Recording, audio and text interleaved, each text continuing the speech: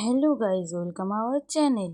এই যে সকাল সকাল ঘুম থেকে উঠে আমরা বেরিয়ে গেছি, আর এখানে যেতে সুন্দরপুরের রাস্তায় এত শাপলা ফুল হয়েছে, সাদা হয়ে গেছে মাঠ। আর আমাদের চোখ মুখ পুরো ফোলা ফোলা। এখন আমি যাচ্ছি, আমার বর যাবে চাকদা, ওই জন্য ওকে চালকি ছাড়তে যাচ্ছি, ওখান দিয়ে বাসে করে যাবে। আসার সময় দেখি সবাই ওখানে পাট বাজছিল আর ভিডিও করলাম, অনেকদিন পর দেখলাম পাট বাজা। এবার দুপুরে রান্না হবে চিকেন, লাউ চিংড়ি, বাঁধাকপি ভাজা। আর বাবা যে মাঠে ঘুনি পাচ্ছে, মাঠে অনেক জল হয়েছে, ওখানে দেখি চিংড়ি বাজছে, ওটা দিয়ে রান্না হবে আজকে লাউ চিংড়ি।